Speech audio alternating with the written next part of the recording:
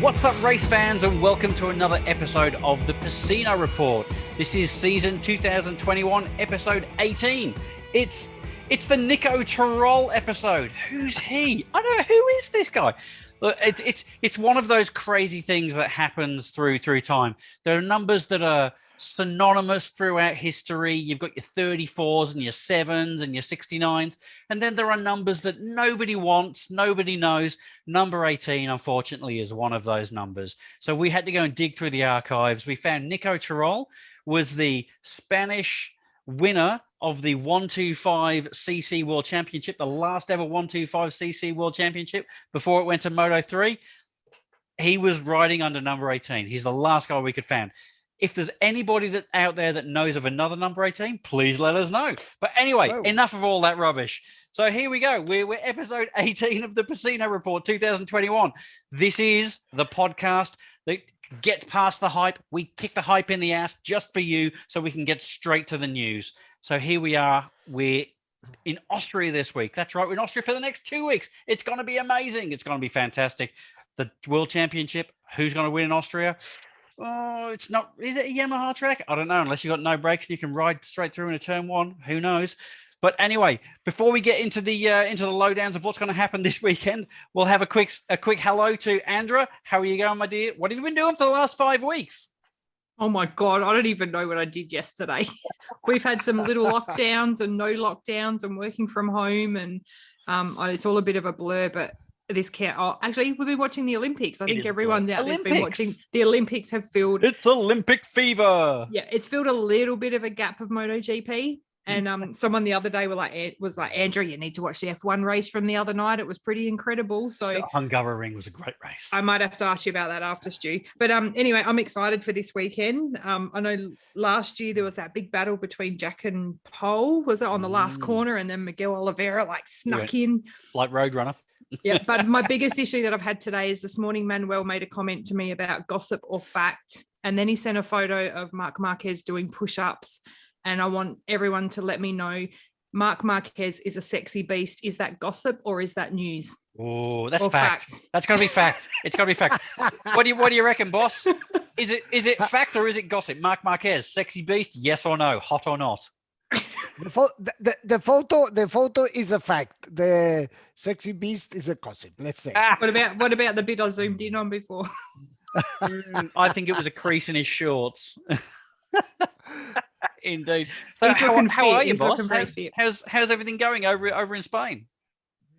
In Spain, we have a high summertime, right? We have a lot of infections, but if you go to the beach, there are 1,000 people on the beach. All restaurants are open. The streets are fully crowded. Like the Italians say, exactly. Life continues in all Europe is like this. The luck is that the infections are that critical that as in the past. Mm-hmm. But let's talk about bikes, because in 48 hours I am flying to Austria. And I stayed there for 2 weeks. I'm really, really excited. And I have done a lot of betting on Dani Pedrosa. Yes. Danny. Yeah, here we go. So what's he riding? He's not riding a Tech 3 bike. He's riding a factory KTM, yeah? Yes, it's supposed to be a factory prototype KTM as far as it can be a prototype, because as you know, the engines are all the same. But the rest of the bike may be different. And there comes Dani, who has awakened a lot of expectations. Yep. It's 3 years almost since he actually was racing. Yeah, because look, you have to look back. His ride, Jorge Lorenzo took his ride. Mm-hmm. Then came Alex Marquez. And now it's Paul Espargaro. Let's say that 2.5 years. How excited. Why did he stop? He was tired. He was tired and he was physically, I imagine he is the guy who has been more destroyed physically. He had around 29 or 30 bones broken along his career. So he's a very small guy as well, isn't he? And so it's just riding the bike is very, challenging. very physical for him. It's very challenging, and as you say, Manuel, all those broken bones as well. That's Yeah, I at this cannot wait size, to see Andra, he's basically he Mm. could be a jockey, you know. Yep. yes. I think I yes. remember us talking way back near when we started that I was questioning then if he'd ever won a championship, but you explained that he unfortunately skilled, very, very skilled rider, but quite small, so he doesn't get enough grip on the bike and just struggled in a lot of areas. Yeah, on theory, he had not the physique to ride the bike on theory, but he was super fast, and this physical condition made him develop an extreme high level technique. For sure. You know. So riding technique. why do you think he's good for this weekend? What are your thoughts? Look, if you look at somebody who has stopped 2.5 years back, you know, it feels like how can he be competitive? Exactly. Because you know he has lost the pace, he has lost the feeling of. But you know that he works as a test rider, right? That's it. He's still on the bike, isn't he? He's still. Yeah, but look, the big challenge, and I have spoken this many times with Michele Pirro, Ducati's test rider. For a test rider, they are able to be fast when they are testing. Yep, endurance. And the feeling is we don't have the feeling to be surrounded by other riders. Right, of course. Yes. He says, for example, for a test rider, even if he is very fast, to be on the grid again and look right and left and front and back and see, wow. Because normally they go on the track and they are by themselves. There is nobody pushing, nobody outbreaking. So I say, in my opinion, the key of Dani Pedrosa will be in which position he exits the first corners too. Yes, yep. And so I suppose qualifying's got a lot to do with that as well, doesn't it? So yeah, if he can qualify well, he rides alone. And this track where the championship is going to race the next 2 weeks, is where Dani tests the bike. It's like the backyard of his house. So what else does he do off the track? Does he do motocross? Does he do other racing activities, or is he really just test riding? No, I don't think so. He is. Okay. If he did motocross, he would have been mini motocross. He's like riding one of those little ponies that you get at the fairground. It looks like a full-size racehorse. Oh my god! I'm sorry. Sorry, Danny, if you're watching this, I apologize. Yeah, it's just utmost respect. Exactly. So, have you got any information on perhaps lap times that he's been doing at Red Bull Ring? No, but he's doing fast. And you know, basically, KTM has tried to make him race all these years, but he has always declined racing. No, I stopped racing. So the decision for him to race is because of something. You know, he wouldn't enter a race. He wouldn't risk again. His life is wonderful. He gets money. He rides alone. He doesn't have to go through the journalists and this stuff, which he hated radically. So his comeback must be something special. Therefore, I really think that he can do a top 5. Really? Depending. Well, I know I have bet this with. Look, if I have to pay how much money have you put on this? No, dinners. All the dinners I have bet. I'll bet you a dinner. I will be inviting people for a month. Oh wow! So he'd better pay out. That's a big call. But if he starts and he will be in the middle of the field, then. Because look, he doesn't need, and he will not push anybody out of the track because he's a wild card. Yeah, he won't race aggressively. Yeah, the thing is, if he has the field open to race on his own pace, then he can be fast. When they do test riding, how long would they go out for? I think Stu just mentioned it before about that endurance. So he obviously goes out. Do they do a couple of laps and test a few things, or do they go out and do? In KTM, it's interesting because they have 2 test riders. One is the one who does reliability, you say? Reliability, no? To check the pieces, to check the tire. And there is another one who is Dani Pedrosa, who is faster than the first one and is the one who pushes the bike to the limit, Okay. because a test rider, the key is not to crash. For a test rider, you are not allowed to crash. And there is another important thing in a test rider. As the word is testing, you have to be exactly as fast in the morning that at 5 o'clock in the afternoon, because your point of view has to be the same. Yes, you have to be a robot, basically. Exactly. Because you have to evaluate the thing the same way in the morning that at 5 o'clock. So it's not easy, because you have to be very constant. You have to push the whole day through.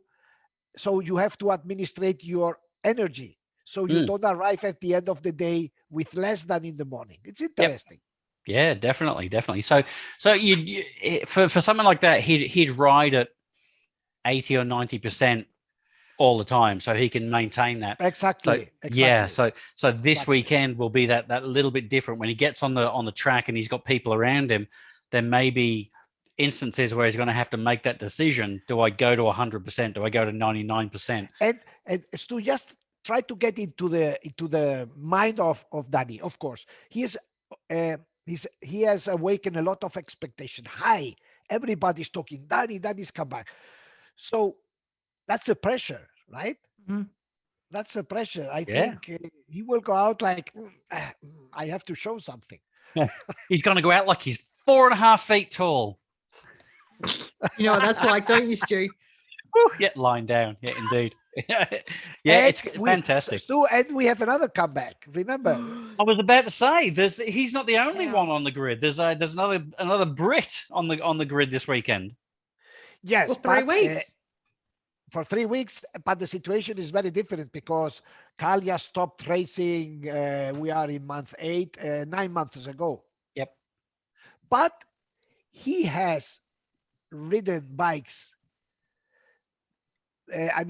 Late more back than Dani. Dani probably has ridden on the track 1 month ago, 3 weeks ago, while Caldi the last thing he did was the test in Qatar before the Grand Prix. Yes. I thought he was testing all the way. It will be so interesting to see. So look, those two guys, it's only for them, it's worth to watch the race. Yeah, definitely. So what are we expecting? I mean, is anybody expecting anything from Cal realistically, or is he just data gathering? Because we already know Frankie's bike that he's on is not a competitive bike. So is he just gathering data for the team? Yeah, I think so. Yeah, it's a good point. I haven't thought about the bike he has to ride. And yes, you're right. Basically, I think Cal will go out like Cal. He will go out like, okay, I'll push, but there is no need. He's not. He's got nothing to prove. Nothing, and he has to ride another 2 races after that one. So, do his thing. I think that he will face it cool. Yeah. So makes sense. Yeah. So what about Frankie? How much longer is he? Because I thought he would have recovered by now, or no? I spoke in Assen with his crew chief, with Ramon Forcada, and in Assen he told me that he would need at least 8 weeks. We have been off 6 weeks, and then another 2 are 8. It's matches more or less, and then the 9th week is Silverstone, probably. Yeah. Because the team said to me, look, we are racing with the slowest bike of the category.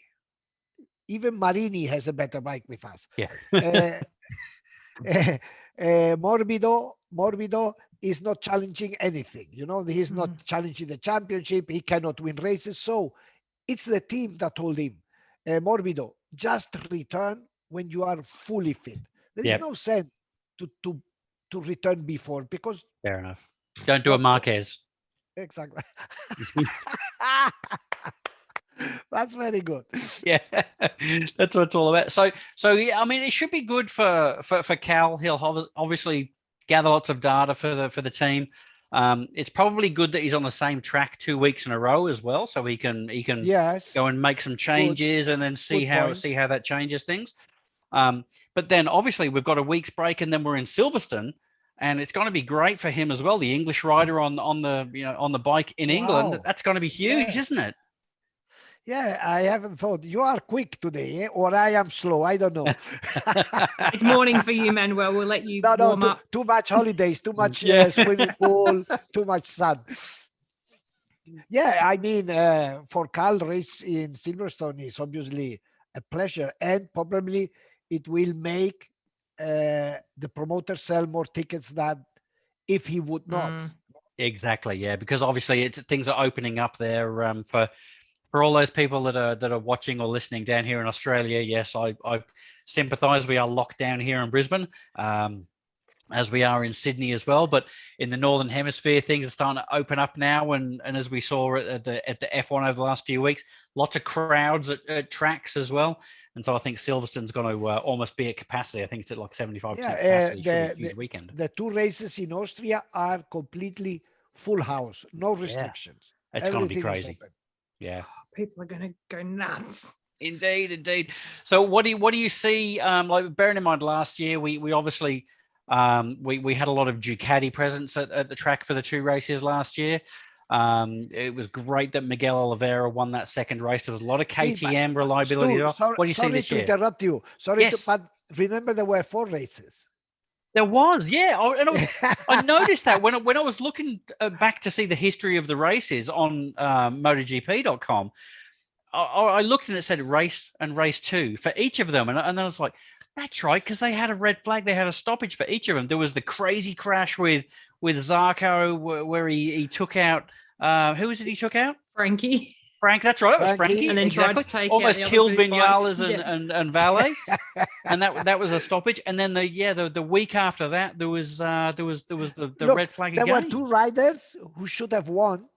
One was Mir, who should have won the first race. Yep. And the other one was Paul Espargaró. Yes, that's right. Yeah. And in the second races of on each Grand Prix, they lost the momentum. It was frustrating. Mm-hmm. Yeah. And do you think Suzuki are going to try and learn from that as well? Well, Mir did very well. And Rins, remember, he crashed when overtaking Dovizioso when he was first. Yes. So on the paper, it's a Ducati track, of course. They have won all races but one. Yep. KTM, because it's the backyard from the... And as we saw last year, it might be also a Suzuki track. Yeah. It's certainly not, until now, a Yamaha track. They have done always very, very weak. And Honda will depend on Marc Marquez. Yeah. What about Fabio, though? Like, he's come so far in the last year. That's why we will see. We have to see the Yamahas on the paper. It's not their best track. Yeah, I think Fabio would be happy with a top 5 finish. I think if Fabio's on the podium, he'd be really, really happy to walk away. In fact, I would say that's the worst track in the calendar for Yamaha. And they are going to race twice there. Mm-hmm. Yeah, exactly. Indeed. And do you want another bet I made? So I have a lot of dinners on one and a lot of dinners on the other one. I'm getting my credit card out. Why is there no drinks as part of this? That's part because of dinner. I wouldn't stand up for a month. Okay. The other one bets Marquez winning the race. You did call it. Really? Yes. I mean, yeah, you called it. You called it last time. I'm not so sure this time. Looking at the photos, he looks fit. He does. And he's be fully recovered now. He's back. He's a monster. And he's sending the message, guys, get ready because I'm going to eat you starting from the feet. Oh, yeah, exactly. True. I mean, you're dead right. Looking at the Instagram feeds, all of the riders are having holiday photos and snapshots with their girlfriends. But yeah, you look at Marquez, and yeah, he's in the gym and he's reviewing videotape footage. Exactly. He says, obviously, all these photos have a message, because who takes a photo of somebody's lying on the couch, you say, no? Yep. And, it depends if you look like that. You take lots of photos like that, right? I do that all the time. he could been looking at a series or looking at a porno. Netflix, or it was races. Yep. Mm. You know? So you're right. And, He's clearly sending a message. and I bet on you that probably if you go to the photo that's on the screen, it will be in Austria for sure. Yes, it probably is indeed. Yeah, he's looking at the footage from last year. Is there an one of the iPad four in this races. photo? I can't see an iPad. No. Sorry. You're not looking at the iPad, are you? I can't even read it. Yeah, you're right. Crazy. So yeah, so that's Austria. I mean, for me, I really want to see KTM get up again. I think it might be Brad Binder's time. That's what I'm thinking. Are you putting money on it? Yeah, I'll put a $5 on that. No, let's put drinks on that. Okay. No. Stu, if you put this, the dinner should be at the McDonald's. Don't put more. You can't afford to lose. I hope you're right. I'd like to see Brad on the podium for at least one of those races. I think he'll get up there on the podium. He has to step forward because Oliveira is really putting him in the shadow, you know? Yes. Yeah, indeed. Because he started as the man of KTM. No, we all thought, wow, this will be Brazil. But we have seen that the consistency of Oliveira, once again, I think we have said this here 100 times. What Pedrosa says about Brad and Oliveira, it's exactly what is happening. Remember that he says the difference between them two is very clear. Pedrosa told me. Oliveira, he builds up his performance. You see him putting one brick, another brick, and then, you know, he never surprises on Sunday because you know what he is performing. Yeah. And it's another thing. I have been looking at the pace Oliveira shows in practice is the pace he's going to show in the race. Yeah, very true. He will not be faster in the race than in practice. Mm-hmm. Brad, you never know. You know, he's like, he trusts much more in his skills. Yes, yeah. And the feeling of the day, however he feels on the day. And this, when, for example, the bike has a problem, Oliveira works out that problem. Try to this. But Brad is the one, okay, I face the problem, I solve it with my skills. Instead of, these are two different approaches. Yeah, exactly. Yeah, well, I'm putting my money on Oliveira. You're on Michael Olive. Yep. Oliveira. There are so many. Look, we remember Jack was the only rider who finished twice on the podium in the two races. Twice, second. So he should be one challenger. Oliveira did very well. Yep. Mir did very well. Rins did very well. Marquez wants to massacre all these guys. So it will be fantastic. It is, yeah. For me, I think the most interesting thing is going to be how Suzuki go. That's because as you say, they showed half a good performance last year, but now if we can avoid all of those crazy issues that were 2020, and have a full proper race each week, I'm really interested to see how Suzuki can put a whole race together, and see if they can be competitive on that machine that realistically on paper shouldn't be competitive. Exactly. In the Red Bull ring, it's got long straights, it's got tight corners. It's only got 3 corners that are the long sweeping corner that Suzuki really likes. And yet, in that first race, Mir was absolutely killing them. And it's time for both. If Mir wants to stay in the race for the championship, he has to start to perform from the race 1. And Rins has a bill to pay to Suzuki, Yeah, he's got a debt. I have destroyed, a lot of carbon fiber in the first part. Let me pay back. Pay back. Yeah. How does it generally play out?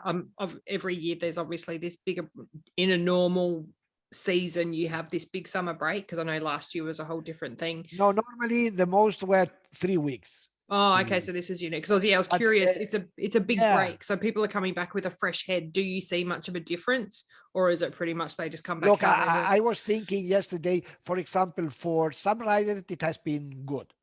For others like Miguel Oliveira, tell me that Miguel was in a high moment. For him to stop was like, he got married in the break to his sister. It's the worst to his sister. Oh, it's his stepsister, technically. Yeah, it's the worst thing for sometimes. Like you see it with, I think an analogy for me, Manuel, is football. You watch a game of football, and if a team's playing really well, they have half time, and then it could be the worst thing for them. Yeah, they come out in the second half and they play like they play terrible and they get beaten. I think this could be half time. That could be a change for some, as you say. Yeah, 5 weeks is a lot. It's a lot, you know. And there are riders that maybe, okay, it has been positive. For example, for Valentino, I think for Valentino needed that break, you know. Yeah. And he has been working very hard. I have checked with my colleagues in Italy because Valentino said that he was thinking in the summer break what to do next year. Okay. Yep. So he will be what's the verdict? bombed. He will be bombed with the same question. Yep. Yeah. Well, he said he was going to. He said he was, wasn't he? Yeah. Yeah. Which car are you driving next year? Have you decided? What you're going to do? So, and that was cute. Really good. He won't escape. But I think, and this is just a feeling, I think that he will say something like, I will wait until Misano to take a decision. Oh, no. Because he's already done it a few times, hasn't he? He's delayed this. He has worked so much during this summer because trying to, you know, fitness or his mentality. So he wants to check what will happen in the next 3 races. Which is completely fair. If what he has done has been enough to push upwards. Yes. Yep. Yeah. He might come. Well, that's it. He might come back and perform well. May. The problem is that the Yamaha is not the best circuit for him and for the Yamaha. Look, I don't know. I was thinking, on the TV, you don't because the TV are just 2 dimensions, right? Yep. But when you are on the track, if you could see the straight between turn 1 and turn 3. Oh, in Austria, oh my God, it's like a mountain. It's crazy, yeah. It's incredible, but it's the like track looks so flat. It's incredible, and there it's pure power because it's up the hill, and it's a 1 kilometer or something like this. Yeah, so that's why Ducati goes so well there. Oh, the Ducati just fly there. Yeah, exactly. So yeah, we spoke about Valet a little bit there. He's been in the news just this week with some stuff going on about the VR46 team and some more rumors. What's happening there, boss? Tell me, what do you know? Look, I don't know if you in Australia you have watched sometimes the tragedy comedy, Italian tragicomedy, where you don't know if you cry or you laugh. Or laugh, exactly. It's exactly what's happening because there is a mess. All this project, it's like a ship that is sinking, you know, with a lot of water, you know. And there's Valet in the middle with a cup trying to get the water out. The thing is that an Italian journalist has been like a blood dog following tracking all this story. And what has come out, look, it's so difficult to understand, but basically Aramco is not in this project. You know, Aramco is out. Then there is a company called Tanal Enterprises that is supposed to be a Saudi company that will build a huge amusement park in Saudi Arabia. A lot of things. That's supposed to be the Ferrari world of Saudi Arabia. Yeah. And they say because it seems that Saudi Arabia has kind of a project called Saudi 2030. Yep. Yes, to change the image of Saudi Arabia. Yeah. The best thing is not to chop the journalist to do that. Well, okay, by the way. Yeah. Let's not dwell on that. I'm picking up what you're putting down. And therefore, it's a mystery. It's a mystery, and it makes more mysterious because nobody speaks. You know, when nobody speaks, everyone criticizes, and nobody comes out to say, "Hold a minute, this is so and so." Because I think we spoke a couple of episodes ago, Manuel, and there was the way we thought it was then was there was Aramco, but there was this print off to the side that people maybe weren't aware of what was happening. So you're saying now that that's all crap and no one's really doing anything. No, that someone's made it up. Aramco is out of the picture. So Tanal has given out a statement, a very strange statement. So if something happens, it's Tanal. Aramco is not. They're not, even though they were written on their bikes and exactly. On a Yamaha, by the way, and the team is supposed to be a Ducati. Yeah. Look, in Ducati, they are like looking from the wall. They are sitting on the wall just waiting. They don't understand what's happening. Yeah. Dorna hasn't said anything. VR46 are scared because they are smelling that there is something that, and now like, well, I don't know. We think we thought this guy, we were introduced by this. Now they are just boom. Yep. Shooting now it's out starting to smell fishy. Balls,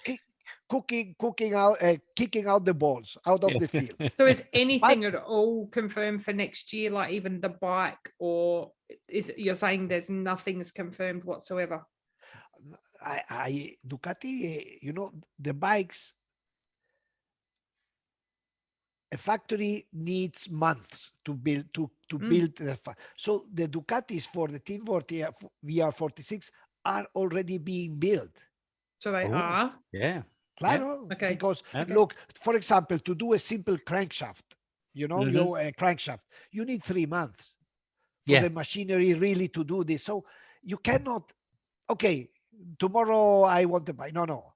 The deadline has been long time ago. So it's on the way. The problem is who's going to pay and with which money.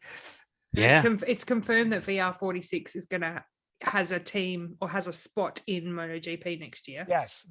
And and this is just my thinking. At a certain point, somebody will throw them. How do you say when somebody's in the water and you a life buoy, a lifeline?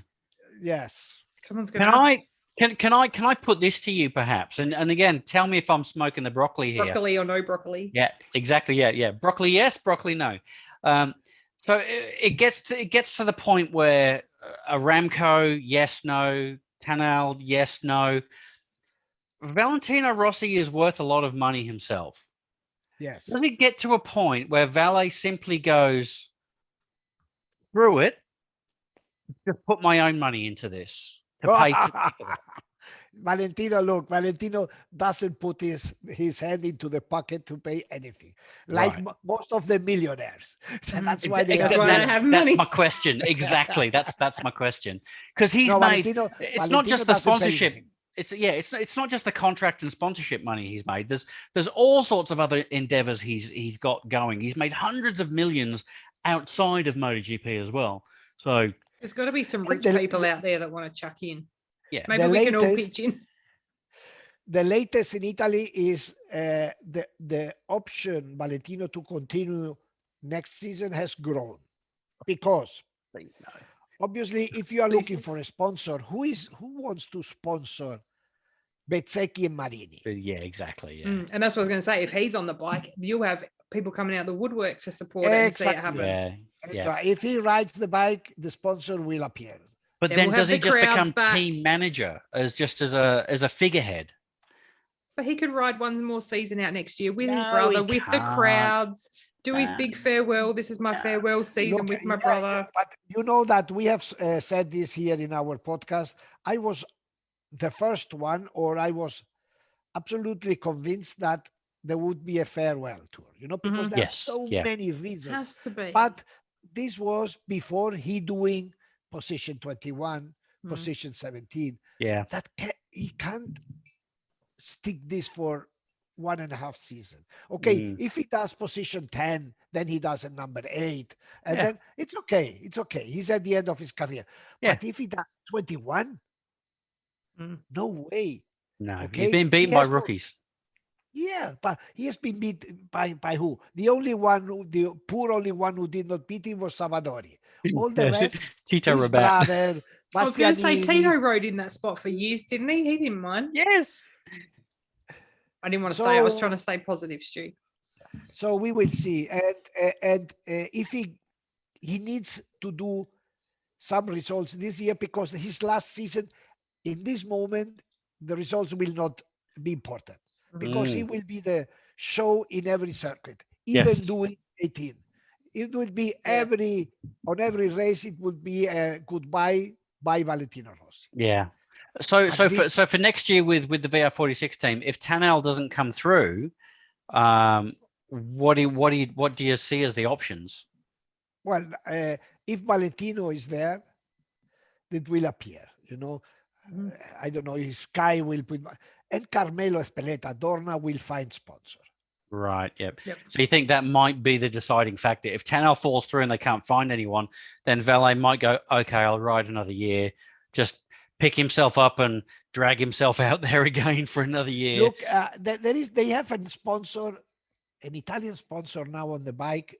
It's called V2, or can you check on a photo of the Marini's bike? I'll have a look. There is a sponsor, a big sponsor. It's internet somewhere, or kind of a mobile company. Mm-hmm. That sponsor is in several bikes in MotoGP. I think they are also with Aprilia, too. Well, they can perfectly kind of, okay, let's paint the bike with these colors, Right. Okay. Here we go. With you, is that them? Exactly. With you. Right. And they are also with Aprilia. It's a huge company that's right. They're in Aprilia as well. Okay. So that might be an option potentially. If what you think that's if Valet steps up and rides another year for the team. At this point, it's almost an obligation for Valet to race next year. Yeah, that's they're kind of screwed without him, aren't they? By the sounds of it, it seems that way. Yeah, or indeed, could someone have played this out to force? Would there be someone somewhere with the puppet strings planning it all out this way? Look, there's so much that doesn't make sense. There's got to be something. No, I know people. Valentino, and Valentino gives a damn to anything. He has enough money. He does all these stories with Aramco and his team. I am 100% sure that he knows nothing. It's his environment. There are his hardcore people who want to keep pushing the project. But Valentino, I can imagine Valentino, what he would like is to go and race the Indy Series 1 year. Yeah, exactly. Yeah. Like his head's turning. Did I tell you that I did an article with the riders and asked him, with whom would you like to have dinner? Yes, yeah, I remember you told us that, yeah. And Valentino said, some said Michelle Pfeiffer. There was an idiot who said Ramses the Second. I would like to have a dinner with Ramses the Second. Obviously, he was reading Egyptian novel or something. Yeah, exactly. Yeah. There were others that said Napoleon, whatever. And Valentino said very clearly, he said, look, I would like to have dinner with my friends in a table in the middle of a restaurant with nobody coming to take a selfie with me. And that. This is what he likes more. So Valentino in the US, he could be easy, could walk on the street and nobody. People go, "Hey, you look like that guy," but not think. Yeah, and 1 in 1,000 people would even say that. Yeah. Yeah. So that would be for him. I can imagine his dream and race Indy cars or race NASCAR. Cool. Just race it and keep on this kind of life, circus life, moving. Yep. Which is kind of what David Beckham did. He did the same kind of thing. He moved from that constant spotlight at Manchester United when he was in European football. And then he went, I've had enough, moved his family over to the US and nobody recognized him, didn't care. And same sort of thing. Because we sit and go, fame and fortune, but I'm sure it's not all cracked up to... we can go to the shop in our slippers or our boots and no one knows who you are. Well, no, I have said which are my favorites for Austria. Which are yours? Andrew, what do you reckon? Miguel Oliveira?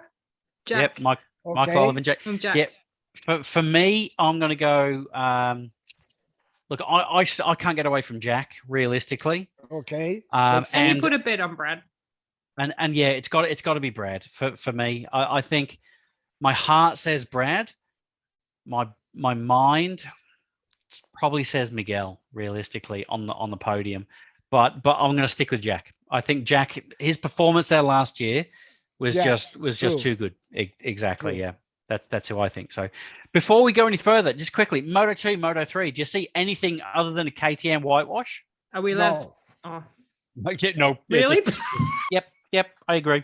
That's why I said it. Imagine they have been winning all the races. They won't do the same in front of Super Boss, the Mr. Matesic from Red Bull and Mr. Peter from KTM, of course. Yep, and exactly. A colleague of mine, a German colleague who writes in a website that is sponsored by Red Bull, Speedweek, he just wrote a few days ago that finally Raul Fernandez has decided to move to MotoGP. Decided or was persuaded? So if it's real, and I believe it will be, we will see next year again in the same team, Remy and Raul. That's the dream team. That will be cool. That will be wow. That's going to be so cool. So do you think there might be an announcement in the next 2 weeks while we're in Austria somewhere? About Raul? And I think we will know this in Austria. Let me tell you a short story with Remy. It's funny. I have a friend who has a collection of bikes, right? So he had a problem with an aluminium swing arm that had a crack. So he went in Barcelona to a certain shop and said, can you solve this? He said, okay, yes, let me call Remy. And the guy, the owner workshop. Said, yeah, in the work. And the guy from the owner of the bike said, Remy, is it Remy Gardner? He said, yes, because he is one of the best. How do you say? Welding? Welding in aluminium. What? Nice. I've seen on some of his social media, he's building actual parts for his car. And he's so good that he's called when there is a special surgery to be done on an aluminium frame. How good is that? Who is called? It's amazing, isn't it? That is so good. That's fantastic. And for all the listeners and viewers out there, over the last few weeks, we have been trying to get hold of Remy. He was on a holiday with Clara in Africa, were they in Kenya? I think they were. They went on African safari, and we completely respected their time away. We were going to have some time with Remy this last week, but unfortunately, he has gotten very busy with the lead up to the GP. So we completely respect that. We hope that by the end of the year we might have a bit of a chat with Remy again. But at the moment, it's good. It's actually good to see that he's dropping media commitments for focus on what's to come. Don't you think? Absolutely. Yeah, he's entering in this dynamic that it's normal, He's going from Moto2 rider to the pinnacle, exactly. where they all want to be, right? No, to starring in MotoGP. Exactly. And we know Remy still watches the vodcast. So Remy, we don't take it personally. We still love you. Yes. We'll still continue to support you. You are the welding genius, aluminium welding genius. Yeah, that's it. And it's great that somebody goes, Remy Gardner, he's that welding guy, right? That's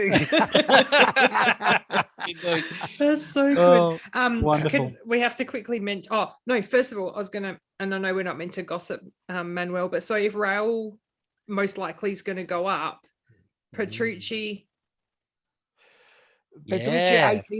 I think we have said this. He has been offered to be a test rider for KTM, because KTM, as we said, has two test riders. One is Mika Kallio and one is Dani Pedrosa. Kallio is over the 40s now, and he had some heart injuries last winter. He broke 2 legs or something like this. Kallio is at the end of his career, so they need somebody to replace, because that system they have is super fast and consistent. The result shows how good that worked.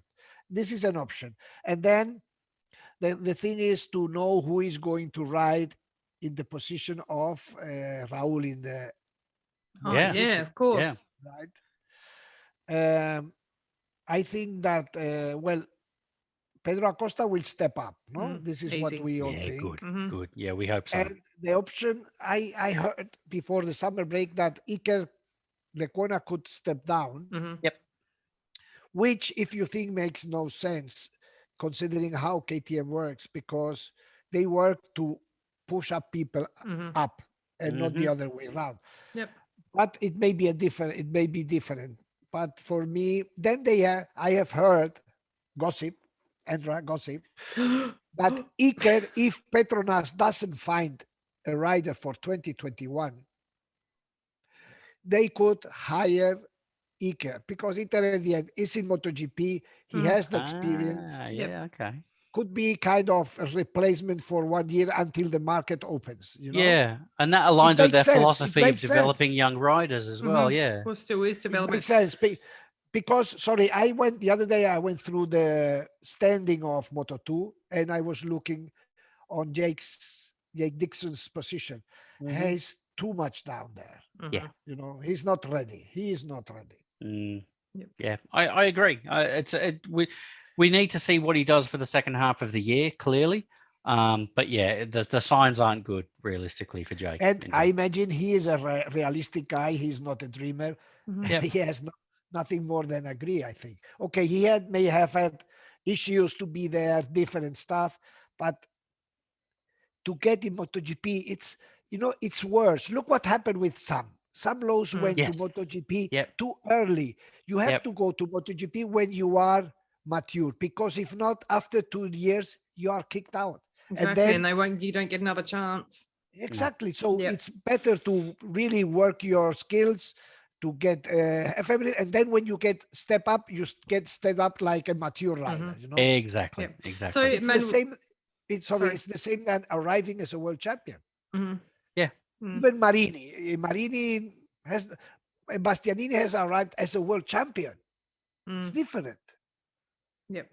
So obviously there's going to be a lot of seats opening up in the lower class when we get to, where do a lot of those feed from? How are they, is that like the Red Bull Rookies Cup? Do they just have riders they're watching in different competitions? No, the biggest championship is here in Spain. It's called the European Championship. It's So like they pretty much feed from there. Yeah, no, all come from there. Okay. Because even the Rookies Cup, they feed themselves. The Rookies Cup and the Spanish Championship, the level of the Spanish Championship is higher. Okay. All the Moto3 teams, Leopard, Aspar, all they have teams in that championship. Mm-hmm. Do you keep an eye on that championship and watch much of that, Manuel, or not so much? No, I don't. I was just curious. He's got people that do that for him. I don't follow Moto3. Imagine if I'm exactly. Yeah. I don't have time for that.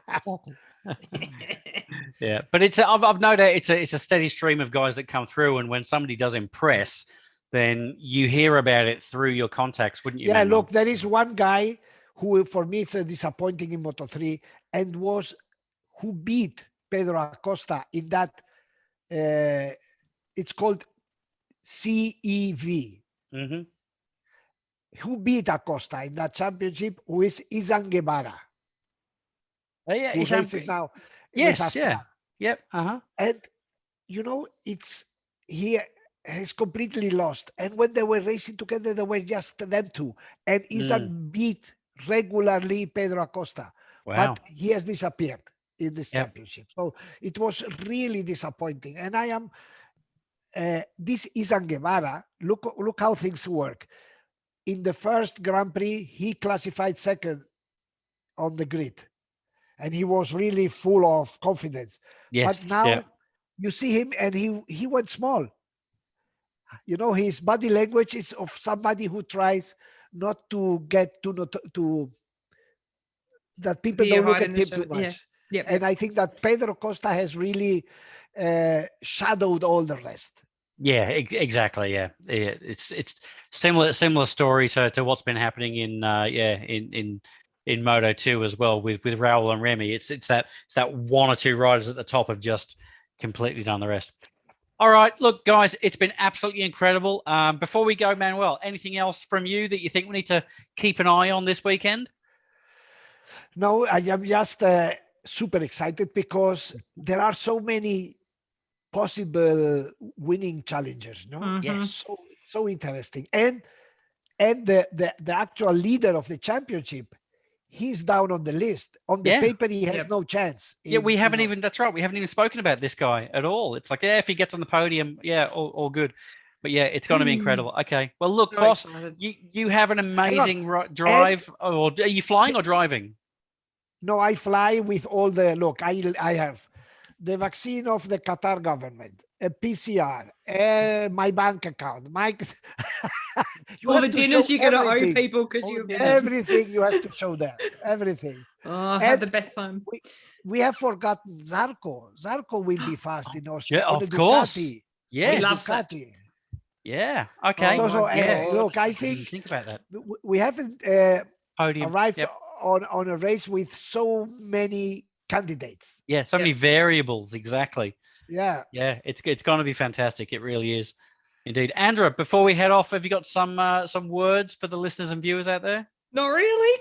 No, Not really. I'm just excited to get back into it. I feel like we've been on a bit of a holiday as well. I haven't been pushing the socials as much, so apologies to those that are active on there. But we had a little break. But ready to get back into it, see what happens, hey? And I get to see Dani Pedrosa race for the first time for me. It's going to be fantastic indeed. So, hey, ladies and gentlemen, get out there. Check. Look, there will be on Thursday, there will be a Dani Pedrosa press just with him. Right, yep. Because basically KTM wants, you have him on Thursday, then forget him. Let him race. Let him do his thing. And then on Friday, there will be something interesting that Dorna does, because we will have the top engineering of each brand talking to us. Yeah, cool. They will do first 3 engineers and then probably the other weekend, other 3. So they sit and start to answer the question. And it's always very difficult because the Japanese, when they don't want to answer, suddenly they don't speak English. They don't understand you anymore.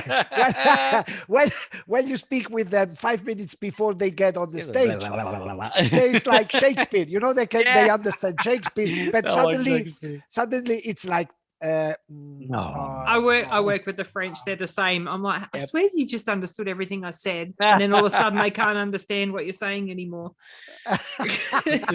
So it will be interesting because I think next Thursday we will have the Yamaha, we will have Aprilia and Suzuki.